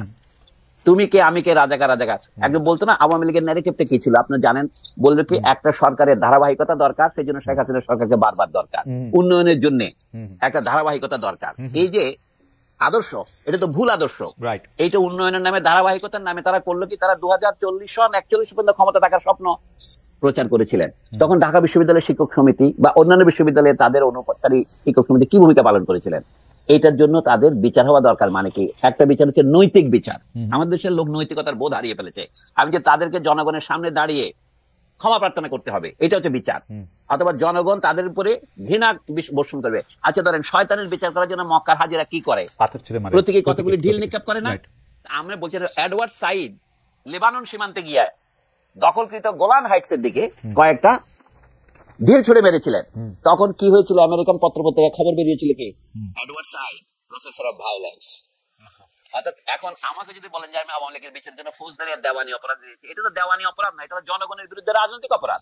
তারা যেটা করেছেন, ছাত্রদেরকে সমর্থন তো করেন নাই, তাদেরকে তারা সন্ত্রাসবাদী বলেছেন এবং তারা নির্যাতিত ছাত্রদের উপর মানসিক নির্যাতন চাপিয়ে দিয়েছেন। আমাদের বিচার ব্যবস্থাতে মানসিক নির্যাতনের কোনো বিচার নাই স্যার। এটা জুলাই আগস্টে শুধু না, গত 5 বছর 10 বছর 15 বছর যে সময় ছিল স্যার, আপনি বহুবার এটা বলেছেন, বক্তৃতায় বলেছেন, টকশোতে বলেছেন, আমরা নিজেরা এক্সপিরিয়েন্স করেছি। তারা যে এইভাবে সরকারের বিভিন্ন অপকর্মকে, আপনি যাদের কথা বলছেন, ঢাকা বিশ্ববিদ্যালয়ের শিক্ষক সমিতি থেকে শুরু করে আমরা নিজেরা, মানে সাংবাদিক থেকে শুরু করে অনেকেই এই কাজটাই করেছেন, বুদ্ধিজীবী বারবার করেছেন। কিন্তু স্যার আমরা এই জুলাই আগস্টের খুনের ঢালাও মামলায় সাংবাদিক, সাহিত্যিক, ক্রিকেটার, শিক্ষক, সংস্কৃতি কর্মীদের নাম দেখতেছি আওয়ামী লীগের সাথে জড়িত এমন কাউকে গ্রেপ্তারও করা হচ্ছে এই একই রকম মামলায়। এইটা কি স্যার ঠিকই আছে বিপ্লব পরবর্তী বা অভ্যুত্থান পরবর্তী? না, এটা ঠিক নাই। আমার কাছে বিপ্লবের পরে অনেক সময় মব জাস্টিস হয়। পৃথিবীর ইতিহাসে যেরকম বিপ্লবের পরে ভায়োলেন্স হয়, যে লোক মারা যায়। আচ্ছা 1971-এর পরে ধরেন, আমরা সকলে জানি ঢাকার খোলা স্টেডিয়ামে আমাদের দেশের একজন বিখ্যাত মুক্তিযোদ্ধা কতগুলি লোককে বিহারি বলে ধরে ওপেন বায়োনেট দিয়ে মারে নাই? তার কি বিচার হয়েছে? এটা তো মার্ডার। মানে তার তো কোনো জুডিশিয়াল পাওয়ার ছিল না, তিনি তো কাউকে না। অর্থাৎ মার্ডার আর এক্সিকিউশনের মধ্যে পার্থক্য আছে, আপনি জানেন, আপনি ম্যাজিস্ট্রেট ছিলেন। আমি জুরিস্ট দাবি করি না, আমি আইনের একজন সাধারণ ছাত্র মাত্র। আমার বক্তব্য হচ্ছে আইন ভঙ্গ হলেই একটা খারাপ উদাহরণ তৈরি হয়েছে, সেই খারাপ উদাহরণ অনুসরণ করা উচিত নয়। আমার বক্তব্য খুব পরিষ্কার। শুধু যদি ঢাকা বিশ্ববিদ্যালয়ের শিক্ষক সমিতি এটা করতো তাতে হতো না। তারা দেশের সমস্ত বিশ্ববিদ্যালয়কে পর্যায়ক্রমে নষ্ট করেছে। কিভাবে নষ্ট করেছে? তারা অযোগ্য লোকদের এটাকে বলা হয়তো স্যার, মাঝখানে একটু বলে, এটাকে বলা হয়তো উপাচার্য লীগ একটা প্রতিষ্ঠিত হয়েছিল স্যার, শিক্ষক। এমনকি আমি পরে শুধু টোকাই লীগও তারা তৈরি করেছে। না, আমার কথা এইটা হচ্ছে স্বৈরাচার অথবা ফ্যাসিবাদ যে প্রক্রিয়া অর্জন করে, এটাকে বলে ইংরেজিতে বলে লেট ফ্যাসিজম। মানে অর্থাৎ অনুন্নত দেশের ফ্যাসিজম অনুন্নত প্রকৃতির হয়, তার এফিসিয়েন্সিও কম হয়। বুঝতে পারছেন না? এটা বলার দরকার নেই। আমরা এটা তখন বলতে ফ্যাসিজম শব্দটা বলতে আমরা ভয় পেয়েছি। আমরা কিন্তু ধোয়া তুলসী নই কেউ। বুঝতে পারছেন না? আপনি যার অধীনে চাকরি করতেন, নাইমুল ইসলাম খান সাহেব, তো কই তাকে তো গ্রেপ্তার করেনি? তিনি তো জমি বাঁচা বিক্রি করতেছেন এর মধ্যে। এটা কি করে সম্ভব? আপনি বলছেন যে এই বর্তমান সরকার যে দুর্বল, সে তো আওয়ামী লীগের অপরাধীদের কাউকে গ্রেপ্তার করতে পারে নাই। ও জামাত নেতাদের সাথে বসে কিন্তু এই সাংবাদিক যে নেতাদের নামে অ্যাক্রেডিটেশন কার্ড বাতিল করছে। এগুলো তো মস্করা। মানে যাদের জেলে যাওয়া উচিত, যেমন সোহরাব হাসান প্রথম আলোতে কাজ করেন, তার সাথে মঞ্জুরুল হাসান বুলবুল ছিলেন, কথাবার্তা তো একদম অমৃত সেবী, মৃত সঞ্জীবনী খেয়ে আসছে এরকম মনে হয়, এত বিনয়ী। তো সেই বিনয়ী তো জামাত নেতাদের সাথে বসে খাওয়া দাওয়া করছে। মানে এদের নাম নিতেও আমার খুব অপছন্দ হয়, তবু বলছি আবুল কালাম আজাদ, এই জাতীয় লোকগুলো বসে বসে খাচ্ছে। অথবা প্রধানমন্ত্রীর তথ্য উপদেষ্টা ছিলেন বা ইকবাল সোবহান চৌধুরী, তো এদের কাউকে তো গ্রেপ্তার করে নাই। তো বর্তমান সরকার ঢালাও মামলা দিচ্ছে, এগুলো তো কোনো মামলা টিকবে না, আইনের দৃষ্টিতে টিকবে না। এবং বরঞ্চ এইটা আমি মনে করি এই যে জনগণের বিপুল আত্মত্যাগের মাধ্যমে, ছাত্রছাত্রীদের বিপুল রক্তপাতের মাধ্যমে যে সরকার এসছে, যা আমরা একটা স্বৈরতন্ত্রের কবল থেকে মুক্তি পেয়ে আমরা কিছুটা নিঃশ্বাস ফেলতে পারছি, সেটার বিরুদ্ধে ষড়যন্ত্র এটা এই পর্যন্ত মিথ্যা মামলা দেওয়া। আমার আমার মনে হয় যে প্রফেসর সলিমুল্লাহ খান যেটি বলছেন সেটি আমরা আসলে সবাই মনে রাখতে পারি, যে এই বিচার আসলে জনগণের সামনে ক্ষমা চাওয়া এবং এইরকম একটি বিচার হওয়া উচিত, সেটি আসলে ঢালাও মামলার ক্ষেত্রে না। আমরা মনে হয় যেটি আসলে অনেকে মনে রাখবেন। এই যে মডেলটা বলি, খালেদ আমাকে বলে যে দক্ষিণ আফ্রিকা যেটা হয়েছিল ট্রুথ এন্ড রেকনসিলিয়েশন, আমরা দেশের সব মানুষকে জেলে ঢুকাইয়া সব মানুষকে নির্বাসনে দিয়ে দেশ চালাতে পারবো না, সোজা কথায়। কিন্তু যে অন্যায় করেছে সেটা যদি আপনি বিচার না করেন, তাহলে আপনি অন্যায়কে সহ্য করলেন। রবীন্দ্রনাথ ঠাকুর আমাদের সকলের শ্রদ্ধেয়, অন্যায় যে করে আর অন্যায় যে সহে তব ঘৃণা যেন তার তৃণ সমদহে। আপনি এদের কোনো বিচার না করেন, বুদ্ধিজীবীরা পাকিস্তান আমলে অন্যায় করেছে 71 সনে, সেই বিচারটা যদি 70 দশকে হয়ে যেত, তাহলে পরবর্তীকালে এতগুলি নাটক আমাদের কল লাগতো না। পরবর্তীকালে আমরা অনেক কোলাবোরেটরের বিচারের দাবি তুলেছিলেন 20 বছর পরে বেগম জাহানারা ইমাম, তার বিরুদ্ধে রাষ্ট্রদ্রোহের মামলা দেওয়া হয়েছিল দেখেন।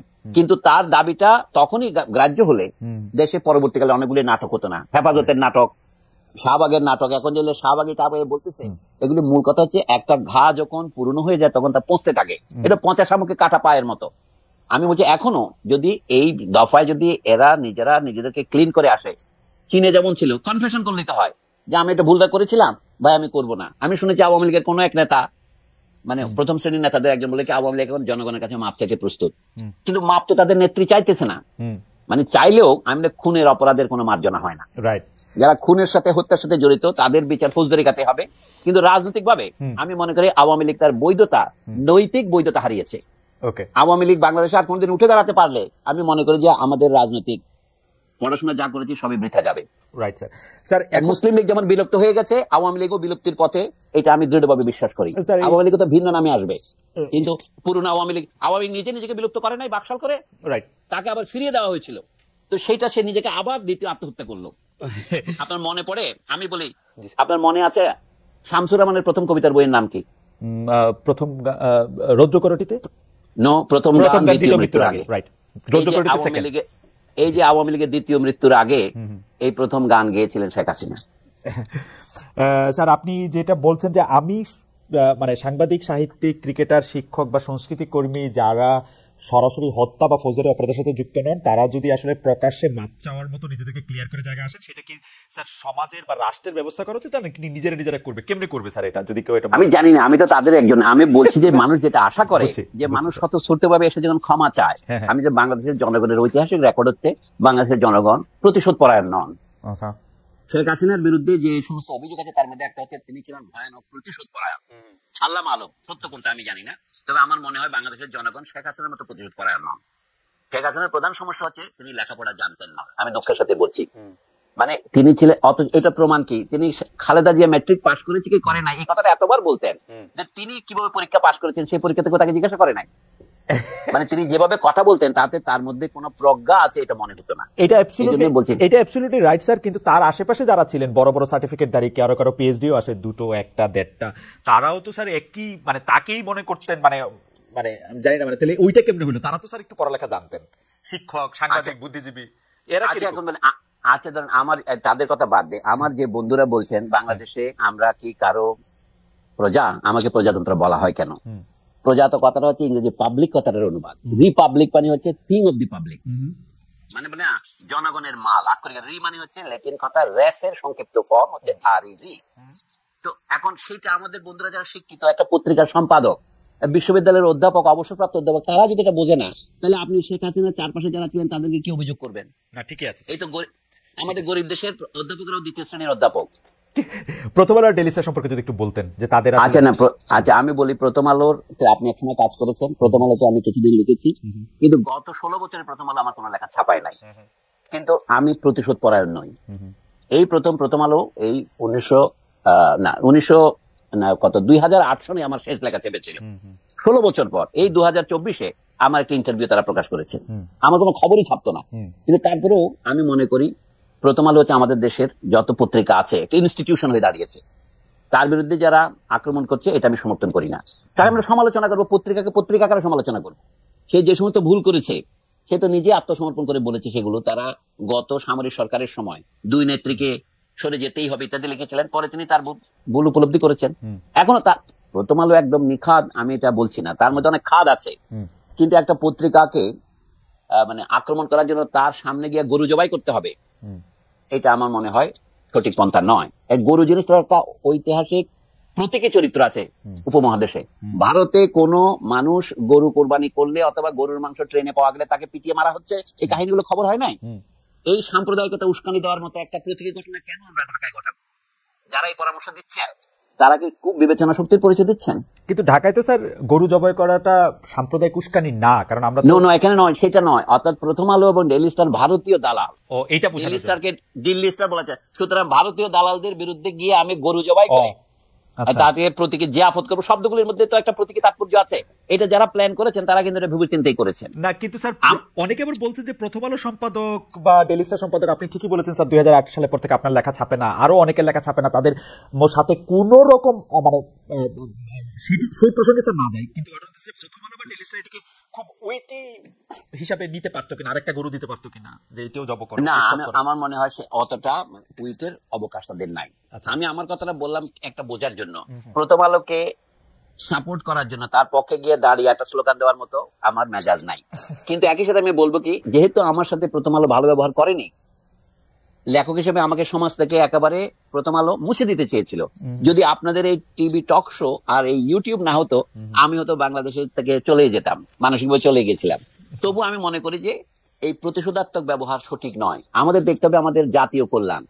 প্রথম আলোতে আমি বহুদিন দেখেছি, আমি শুধু সেই কৃতজ্ঞতার জন্য বলছি না, প্রথম আলোর মতো একটি ভালো পত্রিকা করেই আপনি প্রথম আলো জবাব দিতে পারেন।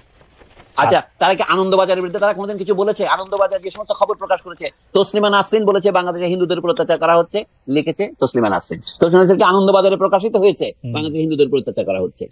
এই ধরনের সাংবাদিকতা যে আনন্দবাজার করে, প্রথম আলোর প্রধান ত্রুটি হচ্ছে সে আনন্দবাজারকে নকল করে। তা আপনারা প্রথম আলোর বিরুদ্ধে আন্দোলন করছেন, আনন্দবাজারের বিরুদ্ধে বলেন না কেন? আমাদের যে বন্ধুরা প্রথম আলোর বিরুদ্ধে মানে আপনার সোশ্যাল মিডিয়া গরম করছেন, আমি তো আনন্দবাজারের বিরুদ্ধে একটা কথা বলতে তাদের দেখি না। আনন্দবাজার তো স্যার আওতার বাইরে, বিদেশি স্যার, এটা কেমনে বলবো? নো, আওতার বিরুদ্ধে না। নিউ ইয়র্ক টাইমস আওতার বাইরে নয়, এটা বলে এখন তখন বলে আপনি গ্লোবালাইজেশন। আচ্ছা, আর এখন আপনি কিছু বলবেন না। এই যে fake news, miss information, disinformation, এটা ভারতীয় শুধুমাত্র রিপাবলিক টিভি করছে না, আনন্দবাজার তো করছে অনেকটা সফিস্টিকেটেড আধুনিক পদ্ধতিতে। আপনার এটা আওতার বাইরে বলবেন, আমি তো আপনার মধ্যে বায়াস আমি আশা করি নাই ভাই। না স্যার, আমি প্রশ্নটা অন্যভাবে করতে চাই স্যার। আমি রিপাবলিক টিভির কথা যখন আপনি বললেন, রিপাবলিক টিভিতে যখনই যা কিছু প্রচারিত হয় এটা দেখেই বোঝা যায় এটা এক্সাজারেটেড। কেউ কোনোদিন, এমনকি ভারতীয় লোকজনেরও রিপাবলিক টিভিকে কখনোই মানে খুব সিরিয়াস হিসাবে নেয় না। আমরা কেন ভারতীয় মিডিয়াকে এত সিরিয়াস ভাবে নিব? বা আচ্ছা, ভারতের হিন্দুস্তান টাইমস অথবা দি হিন্দু, এইগুলি তো আন্তর্জাতিক খ্যাতিসম্পন্ন পত্রিকা, তাই নয় কি? রাইট। তো দি হিন্দুতে কি খবর হয়েছিল? আমাকে তো 3 দিন হিন্দুতে চিফ অ্যাডভাইজার বানিয়ে রেখেছিল। 5 আগস্ট থেকে 8 আগস্ট পর্যন্ত ডক্টর মোহাম্মদ ইউনূস শপথ নেওয়ার আগে পর্যন্ত আমি 3 দিন তো মানে হিন্দুর চোখে চিফ অ্যাডভাইজার ছিল। তার মানে বোঝা যাচ্ছে কি নিউজের ভিত্তি কত দুর্বল। কোন রকমের খবর না নিয়ে তারা খবর ছেপে দেয়। যেহেতু হিন্দুতে ছেপেছে, সারা ভারতের বিভিন্ন পত্রিকা অন্যান্য হিন্দি ভাষায়, অহমিয়া ভাষায়, উড়িয়া ভাষায় ছাপা হয়েছে। যা হোক, আমার বক্তব্য হচ্ছে কি প্রথম আলোকে ডিফেন্ড করা নয়। আমি মনে করি সাংবাদিকতার উপর আক্রমণ করা আমাদের জন্য লাভজনক হবে না। সাংবাদিকতার সমালোচনা করতে হবে সাংবাদিকতা দিয়ে, মিথ্যা খবরের সমালোচনা করতে হবে সত্য খবর দিয়ে। আমি বই ব্যান করার পক্ষে নয়, পত্রিকা এই যে প্রথম আলো ব্যান করতে হবে যারা বলছে, এগুলো হচ্ছে উগ্রতা, এটা সঠিক হবে না। আমি জাতির স্বার্থেই বলছি, প্রথম আলোর স্বার্থে নয়। স্যার, ওই প্রসঙ্গটা যখন আসলোই, মানে আপনি দা হিন্দুর একটা আর্টিকেলের কথা বললেন যে অনেকেই দেখা গেছে যে অনেকের চাওয়া ছিল যে আপনি সরকারে থাকবেন, অন্তর্বর্তীকালীন সরকারে, আপনার নেতৃত্বে শিক্ষা সংস্কার হোক, সরকারের নিয়োগ প্রক্রিয়া সংস্কার হোক, পিএসসি সংস্কার হোক, বিশ্ববিদ্যালয় সংস্কার হোক। আসলে যতগুলি সংস্কারের ব্যাপারে আপনার কথা যতজন শুনেছে তারা সবাই চেয়েছিল যে এইগুলির ব্যাপারে আপনার একটা প্রকাশ্য অংশগ্রহণ থাকুক। এটি কি মানে এটি নিয়ে আপনি কিছু বলবেন কিনা? যে জনগণ এটা আসলে খুব জানতে চাচ্ছে যে আপনি আমাকে অনুষ্ঠান শুরুর আগে বলছিলেন স্যার, অনুষ্ঠান আগে বলছিলেন যে আমি এত এত এত এত ফোনের মধ্যে কি দেখি এটা লোকে বলে। আমি দেখছিলাম যে লোকে কি বলে, লোকের মধ্যে একটা বড় অংশ এটি বলছেন যে আপনাকে আসলে সরকারে দেখা গেল না কেন, নিলেন না কেন, থাকলেন না কেন, এরকম একটা প্রশ্ন স্যার। আচ্ছা, এখনকার যে সরকার এটা হচ্ছে আপদকালীন সরকার, আমরা অন্তর্বর্তীকালীন বলি আর কি, তাই না? এখন এখানে প্রধান ব্যক্তি হচ্ছেন ডক্টর মোহাম্মদ ইউনূস, যার খ্যাতি জাতীয় সীমানার বাইরে ছড়িয়েছে। আপনি যদি বলেন যে আনন্দবাজার সঙ্গে কথা বলা যাবে না যেহেতু এটা আমাদের সীমানার বাইরে, না আমি বলা যাবে না আমি বলি নাই, আমি বলছি যারা এই আহ্বান জানাচ্ছে তারা হয়তো ভাবতেছে আয়ত্তের বাইরে, কারণ বাজারে আমি বলছি আর কি এখন ডক্টর ইউনূস এতগুলি পুরস্কার পেয়েছেন আন্তর্জাতিক ভাবে, শুধু নোবেল পুরস্কার তো নয়, তিনি ম্যাগসেসে পুরস্কার থেকে শুরু করে আমেরিকান কংগ্রেসের gold medal, president medal, star পুরস্কারের তালিকা করতে গেলে এক জীবন পার হয়ে যাবে। রাইট। তো এই যখন আন্তর্জাতিক খ্যাতি সম্পন্ন একটা লোক এই শূন্যস্থান পূরণ করেছেন, এখন তিনি যখন প্রধান উপদেষ্টা, আমাদের দেশে আপনি জানেন প্রধানমন্ত্রী যেমন তার মন্ত্রীদের নির্বাচন করেন, তিনি তার উপদেষ্টাদের নির্বাচন করবেন, এটা তার এখতিয়ার, তাই না? তো এখন কথা হচ্ছে জাতির সেবা করার জন্য তিনি যাদেরকে যোগ্য মনে করেছেন তাদের নিয়েছেন, তাতে আমাদের আপত্তি করার কিছু থাকতে পারে না। অ্যাজ অফ রাইট মানুষ কত কিছু আশা করতে পারে, সেটা বড় ব্যাপার নয়। তবে জাতির সেবা করার পর এই যে আপনি ডয়েশে বেলে, আপনি ছিলেন ইন্ডিপেন্ডেন্ট টিভিতে, তার আগের কথা বাদ দিলাম, প্রথম আলোতে কাজ করেছেন, সরকারি চাকরি ছেড়েছেন আপনি, এখন আপনি দিকে নিউ ইয়র্কের ঠিকানা একটা প্রাইভেট পত্রিকায় গিয়ে কাজ করছেন। আমিও সেরকম নানা জায়গা থেকে দেশের সেবা করার যে সুযোগ আছে সেটা আমি ব্যবহার করব। মানে আমি যে জাতীয় সমাজ, যেটাকে অনুবাদ করতে না পারে আমাদের বাঙালিরা, মানে এটাকে সুশীল সমাজ বলে। আমাদের শিক্ষা দীক্ষার যে কত অন্যায় অবনয়ন হয়েছে তার একটা প্রধান হচ্ছে লোকে সিভিল সোসাইটি অনুবাদ করতে পারে না, পলিটিক্যাল ইকোনমি অনুবাদ করতে পারে না, পলিটিক্যাল ইকোনমি অনুবাদ করে রাজনৈতিক অর্থনীতি, তাতে বোঝা যায় সে নিজে যে আসলে দেউলিয়া, এটাই প্রমাণ করে। বাংলাদেশের বুদ্ধিজীবী সমাজ প্রায় দেউলিয়া, কারণ সবাই দিকে অনুবাদ করে। তৃতীয় হচ্ছে প্রজাতন্ত্র, আমি তিনটা শব্দ সস্তার তিন অবস্থা বলে না, আমাদের সুশীল সমাজ, রাজনৈতিক অর্থনীতি এবং নাগরিক তন্ত্র। আমাদের এক বন্ধু বলে এটার নাম হবে সর্বজনতন্ত্র, কারণ সর্বজন শব্দটা তার প্রিয়। আমি বলছি এই অবস্থায় কথা বলা খুব মুশকিল। আমার কাজ হলো একজন নাগরিক হিসেবে, আপনি উপদেষ্টা হলেন কি হলেন না বড় ব্যাপার নয়, আপনি আমাকে বলেন, আমি আমার কর্তব্য পালনে যেখানে যেখানে বিচ্যুত হয়েছি সেখানে সংশোধন করে দেন, সেটা করব। উপদেষ্টা হওয়াটা কোনো বড় ব্যাপার নয়। দেশে ভবিষ্যতে নির্বাচন হবে, আমি মনে করি যারা নির্বাচিত হয়ে আসবে, এখন এটাই হচ্ছে গুরুত্বপূর্ণ প্রশ্ন। সংবিধান সংশোধনের জন্য আমাদের যেটা দরকার, আমাদের একটা গণপরিষদের নির্বাচন দরকার, কনস্টিটিউয়েন্ট অ্যাসেম্বলি দরকার, এবং সেই কনস্টিটিউয়েন্ট অ্যাসেম্বলি সংবিধান প্রণয়নের পর নিজেকে অবলুপ্ত করতে পারে অথবা নিজে আরো কয়েক বছর সরকার পরিচালনার দায়িত্ব করতে পারে। একটা উদাহরণ দিই আপনাকে। স্যার আমাকে যদি 20টা সেকেন্ড সময় দেন, আমাদের এই অনুষ্ঠানটা আপনার চ্যানেল 24 সরাসরি সম্প্রচার করছিল, কিন্তু তাদের হচ্ছে এখন টপ অফ দেওয়ার জন্য ফিরে যেতে হবে, কিন্তু আমরা থাকছি আপনার সঙ্গে। স্যার আপনি উদাহরণটা দেন, তারপর আমি শেষ প্রশ্নটা করব। আচ্ছা আমি উদাহরণটা দেই। এই যে লিগাল ফ্রেমওয়ার্ক অর্ডার পাকিস্তান সরকার যেটা দিয়েছিল 1970-এ, লক্ষ্য করে 1954 সনে পাকিস্তানের পূর্ব পাকিস্তানের নির্বাচন হয়েছিল পৃথক নির্বাচন ব্যবস্থার মাধ্যমে, হিন্দু মুসলমান আলাদা ভোট দিত। 1970-এ প্রথম সম্মিলিত নির্বাচন হলো। সেই নির্বাচনে কি শর্ত দিয়েছিল? 120 দিনের মধ্যে সংবিধান প্রণয়ন করতে হবে, যদি না পারে তাহলে প্রেসিডেন্ট এটাকে বাতিল করে দেবেন। তারপরে তখন নির্বাচন যখন হলো, আওয়ামী লীগ যখন নিরঙ্কুশ বিজয় অর্জন করলেন, পাকিস্তানি গোয়েন্দাদের সমস্ত ভবিষ্যৎবাণীকে ব্যর্থ করে দিয়ে, তখন পাকিস্তান সরকার নানা রকমের নেগোসিয়েশন শুরু করলো, আমরা 6 দফা গ্রহণ করব না। কিন্তু তার আগে তারা কিন্তু কোনো আপত্তি করে নাই।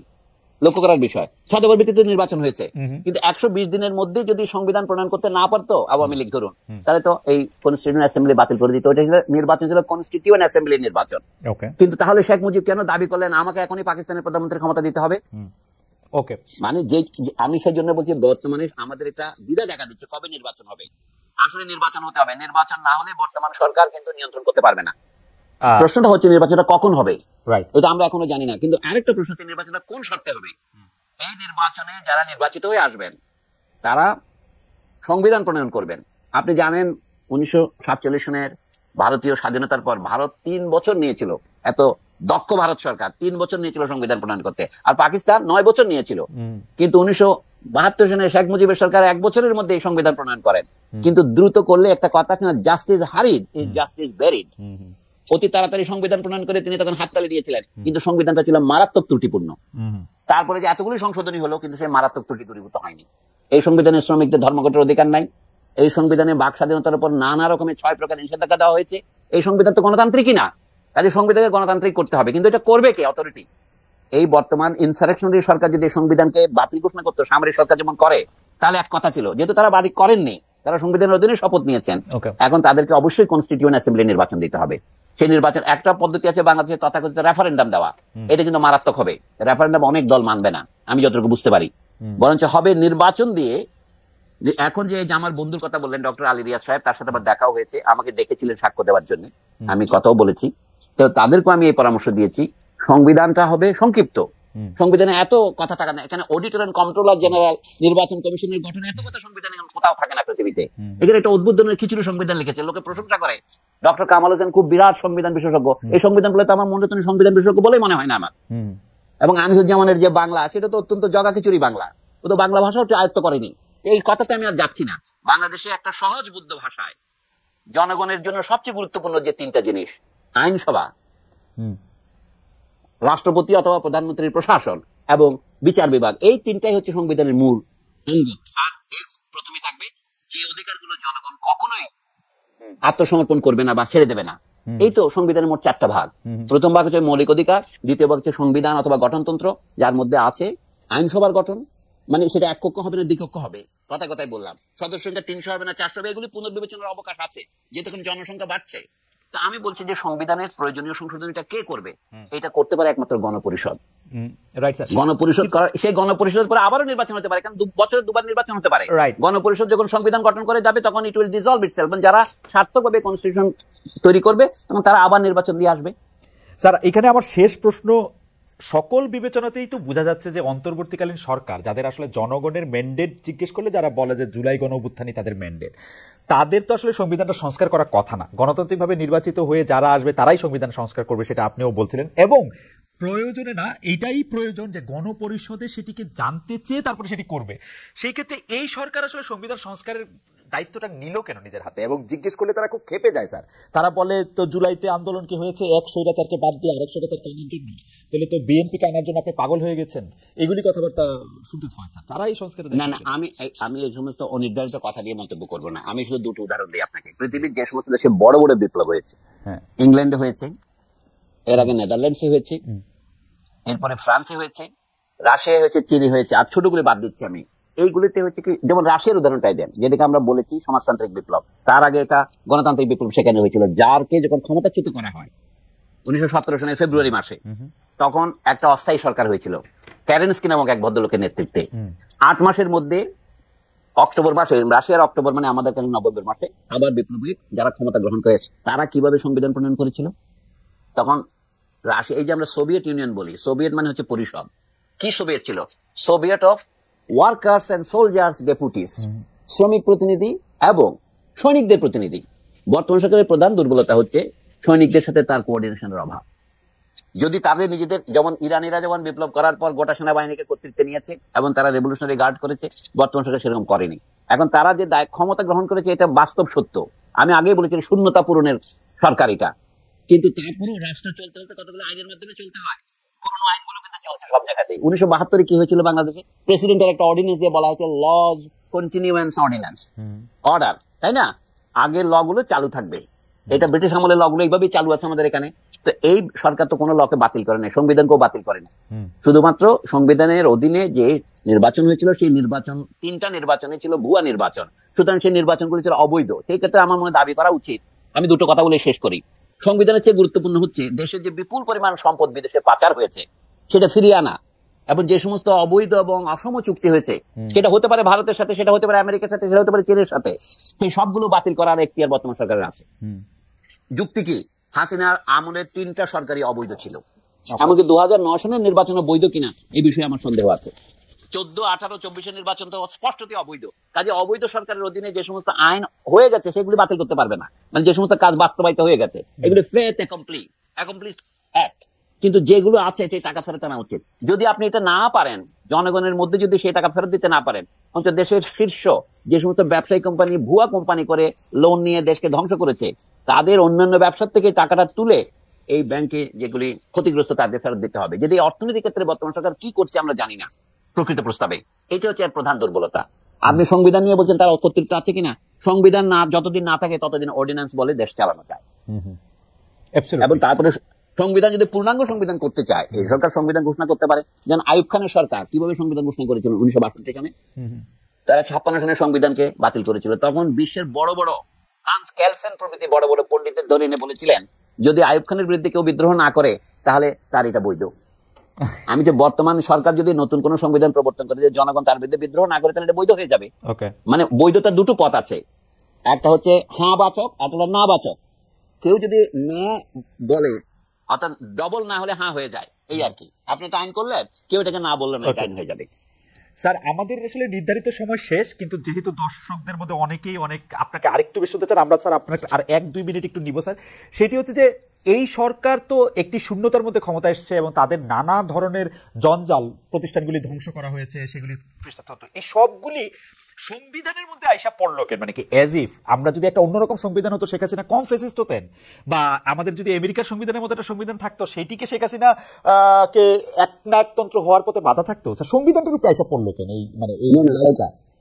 আচ্ছা, সংবিধানটার উপরে এসে পড়লো যে কারণ সংবিধান হচ্ছে বহিঃপ্রকাশ। মানুষ যখন জ্বর দেখে তখন মানুষ কি করে? জ্বর পট্টি দেয়। এটা হলো বাইরে থেকে, এটা হলো এটা কিন্তু বলে কি, এটা হলো হাতুড়ি চিকিৎসার মতো, অর্থাৎ এটা হলো লক্ষণের চিকিৎসা। তবু আমি যেটা অমূলক নয়, আসল কথা বলি। অনেকে বলে চাচ্ছেন যে রাষ্ট্রপতি এবং প্রধানমন্ত্রীর ক্ষমতার মধ্যে একটা ভারসাম্য প্রতিষ্ঠা করতে হবে। মানে প্রত্যেকে তো একটা মত আছে, বুঝতে পারছেন না? বাংলাদেশে যত রাজনৈতিক ব্যক্তি আছে প্রত্যেকের একটা রাজনৈতিক মত আছে, সকলেই মাস্টার। এত কথার মধ্যে আমি একটা কথা বেছে নিচ্ছি, কিন্তু তাতে একটা অচলাবস্থা তৈরি হবে যদি ইতিহাস থেকে আমরা একটু একটু শিক্ষা গ্রহণ করি। ধরুন, মার্কিন যুক্তরাষ্ট্রের প্রেসিডেন্টকে এত ক্ষমতা দেওয়া হলো কেন? দেওয়া হলো যে তখন এই প্রশ্ন উঠেছিল প্রেসিডেন্টের ক্ষমতাকে খর্ব করার উপায় কি, প্রেসিডেন্ট যেন স্বৈরাচারী হয়ে না ওঠেন। যেমন যুদ্ধ ঘোষণা করার ক্ষমতা প্রেসিডেন্টকে দেওয়া হয়নি, কিন্তু তবু আমরা জানি ভিয়েতনামে 20 বছর যুদ্ধ মার্কিন যুক্তরাষ্ট্র চালিয়েছেন, 1954 থেকে 1975 পর্যন্ত। কিভাবে চালিয়েছেন? এটা একটা ল এন্ড অর্ডার অপারেশন, যুদ্ধ কিন্তু করে নাই। অথচ সারা দুনিয়া জানে ভিয়েতনাম ওয়ার, আমেরিকার যে কোনো আপনি পত্রিকা দেখেন ভিয়েতনাম ওয়ার, কিন্তু আমেরিকান সরকার কিন্তু এটাকে ওয়ার বলে স্বীকার করেনি। এমনকি 1966 সনে জাতিসংঘের যে international covenant on civil and political rights, সেটাতে আছে 20 নম্বরে যে কেউ আগ্রাসী যুদ্ধ পরিচালনা করতে পারবে না। আমেরিকা বলে না, আমরা এটা পরিচালনা করবো। এই জন্য তারা বহুদিন এটা রেটিফাই করে নাই। 1990-91 পর্যন্ত তারা এটাকে নন রেটিফাই করে রেখেছিল। তারপরে তারা 7-8টা রিজার্ভ ক্লজ দিয়ে ওটা রেটিফাই করেছে। মানে তারা যুদ্ধ ঘোষণার অধিকারটা রাখতে চায়। আমি বলছি, এই যে বিপুল ক্ষমতা প্রেসিডেন্টের আছে, সেটাকে নিয়ন্ত্রণ করে কি আমেরিকায়? কংগ্রেস। আমাদের সংবিধানের প্রধান ত্রুটি হচ্ছে এখানে নির্বাচনকে রিগিং করা যায়, ইঞ্জিনিয়ার ইলেকশন করা যায়। এটা প্রধানমন্ত্রীর অধীনে থাকলেও হবে, প্রেসিডেন্টের অধীনে থাকলেও হবে। উদাহরণ দিয়ে বলি, শেখ মুজিবুর রহমান প্রথমে এসেছিলেন প্রেসিডেন্ট হয়ে, তার অনুপস্থিতিতে তাকে রাষ্ট্রপতি ঘোষণা করা হয়েছিল। তিনি যখন ফিরলেন কয়েকদিনের মধ্যে, তিনি 2 দিনের মধ্যে পদত্যাগ করে প্রধানমন্ত্রী হলেন। তারপরে তিনি যে শাসন চালালেন, তারপরে তিনি 1975-এ এসে তিনি নিজেকে আবার প্রেসিডেন্ট ঘোষণা করলেন। আপনি বলুন এখন কোন আমলে স্বৈরাচার কম হয়েছে, শেখ মুজিবের প্রধানমন্ত্রীত্বের আমলে না রাষ্ট্রপতিত্বের আমলে? না স্যার, আসলে কি খুব আসলে কি তাতে কোনো পার্থক্য হয়? না স্যার, হয় না। আমি যেটি বলতে চাইছিলাম যে স্যার, শেখ হাসিনা কি ইভেন আমি যদি ধৈরাও নেই এই সংবিধানটা একটা খুবই খারাপ সংবিধান, কিন্তু শেখ হাসিনা কি সংবিধান মাইনা গুম করছেন? শেখ হাসিনা কি সংবিধান মাইনা ইলেকশন রিগিং করছেন? মানে সংবিধানে যা, আমি সেটাই বলছি, সংবিধান হচ্ছে জাতীয় সমাজের বহিঃপ্রকাশ। ইংরেজিতে বললে আর কি এক্সপ্রেশন অফ সিভিল সোসাইটি। আমাদের এখানে সিভিল সোসাইটি দুর্বল। সিভিল সোসাইটি কাকে বলে? বিশ্ববিদ্যালয়ের শিক্ষকরা যদি এরকম চাটুকার হন, তোষামতকারী হন, তাহলে সেখানে রাজনীতিতে তো স্বৈরাচার প্রতিষ্ঠিত হবেই, বুঝতে পারছেন? আচ্ছা, শুধু তাই নয়, আমাদের ধরেন ডাক্তারদের 2টা সংগঠন হয়ে গেল, একটা হলো ড্যাব, একটা স্বাধীনতা চিকিৎসা পরিষদ। আপনি উদাহরণ দিয়ে বলছি, সাংবাদিক সমিতিগুলি বিভক্ত হয়ে গেল, আপনি নিজে দেখেন না এগুলো? আচ্ছা, টেলিভিশন যেগুলোকে পারমিশন দেওয়া হলো, সেগুলো কি ভূমিকা পালন করলো? আপনাকে আপনার টেলিভিশনের মালিক, একদা মালিক, কি করে আপনাকে স্টুপিড বললো? এটা কি সম্ভব? প্রশ্নটা স্টুপিড বলছে আমাকে না, আমি মনে করি না না, অ্যাপারেন্টলি আপনাকেই বলেছে। আপনি স্টুপিডের মতো প্রশ্ন করছেন কেন? তার মানে আপনি স্টুপিডই। না, আপনাকে এটা বলার দুঃসাহস হলো কিভাবে? কারণ দুঃসাহসটা হইলো হচ্ছে যে আমার কাছে যেটা মনে হয় যে শেষ দিকে আইসে বা গত 5 বছর 7 বছরে আওয়ামী লীগের কাঠামোর মধ্যে যারা আছেন তাদের দুঃসাহস আসলে বাড়ছিলই। না না, বাড়ার কারণ আছে। আমি এখনই বলি, দেশে যে বিপুল পরিমাণ অর্থ পাচার হলো, এটা বাংলাদেশ ব্যাংকের ভিতর দিয়ে হলো। আপনারা জানেন বাংলাদেশ ব্যাংকের যে সুইফট কোড, এটা কমপক্ষে বলছি 6-7 স্তরের আপনার পাসওয়ার্ড দিয়ে যেতে হয়। রাইট। আজকে শুনলাম উগান্ডার সেন্ট্রাল ব্যাংক হ্যাকিং হয়েছে।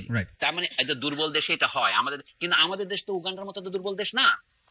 ওখানেও উগান্ডাতে যে ডিক্টেটর ছিলেন ইদি আমিন, তো বাংলাদেশে শেখ মুজিব তো তার চেয়ে অনেক বেশি জনপ্রিয় নেতা ছিলেন। তো শেখ মুজিবের আমলে যা হয়েছে কথাটা খেয়াল করেন, তো সেটা হাসিনার আমলে সেটা বহুগুণে বর্ধিত হলো কি করে? আমি বলি history repeats itself, first as a tragedy then as a farce. হাসিনাটা তো ফার্স হলো এই জন্য তিনি তো বাপের মতো প্রাণ দিতে পারলেন না, তিনি তো পালিয়ে গেলেন। স্যার এইটা খালি শেষ কথা বলি স্যার, একদা স্যার আপনি এই ভূখণ্ডে, আমি এখন যে দেশে আছি সেখানে অনেকদিন কাটাইছেন স্যার, আপনি এখানে পড়ালেখা করছেন, পড়াইছেন, পড়ছেন। এদের এখানে আসলে হ্যাকিং জিনিসটা এটা হইতে পারে, কিন্তু বাংলাদেশে এটা কেন হয়েছে? এদের এখানে স্টেট ব্যাংক অফ মানে এদের স্টেট ব্যাংকেরও স্যার নানা। আরে ভাই, আমি তো বলছি হ্যাকিং তো হয়েছে অল্প টাকা, বুঝতে পারছেন না? তারপরে বিপুল পরিমাণ টাকা বছরে 17 বিলিয়ন করে চলে গেছে। যদি বাংলাদেশ ব্যাংকের বর্তমান গভর্নরের কথা একেবারে ভুল না হয়, জি। তাহলে তো কি করে সম্ভব? ডক্টর দেবপ্রিয় ভট্টাচার্য গতকাল কোথাও বলেছেন, আমি পত্রিকা আজকে দেখলাম, জি। যে এই টাকাটা যদি ফেরত নিয়ে আসতে না পারেন তাহলে আপনি কিসের বিকল্প সরকার হয়েছে। এটা খুব কথা না, এটা ভালো কথা বলছে, এটা গুরুত্বপূর্ণ কথা, এটা করতে হবে। আমার কথা হচ্ছে কি, দেশের ব্যাংকিং খাতটাকে ধ্বংস করে দিয়েছে, Okay. দেশের বিদ্যুৎ খাতটাকে ধ্বংস করে দিয়েছেন। মানে গ্রাফিক ভাষায় দেবপ্রিয় বলেছেন Right. যে আমাদের দুটো কিডনি নষ্ট করে ফেলেছে। একটা হচ্ছে দেশের ফিনান্সিয়াল সিস্টেম, আর একটা দেশের এনার্জি সিস্টেম। আসলে তো এই অপরাধ তো অমার্জনীয়, অথচ এটাকে বলা হয়েছে উন্নয়ন। রাইট, আশ্চর্য ব্যাপার। এবং উন্নয়নের জন্য বলা হচ্ছে, উন্নয়নের জন্য একটা ধারাবাহিকতা দরকার, কন্টিনিউটি দরকার, এবং তাই না? এবং এই জিনিস অনেক শিক্ষিত শিক্ষক বুদ্ধিজীবীরাও এই কথায় মানে এই জায়গায় সুরে সুর মেলাইছে।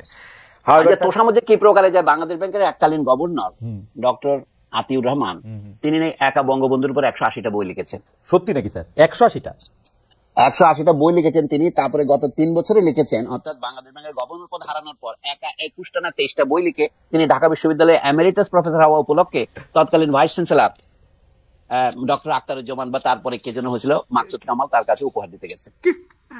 স্যার, সকল কল্পনাকে, সকল কার্টুন ছবিকে, সকল কমিককে আমরা সবাই মিলে ছাড়াই গেছিলাম স্যার।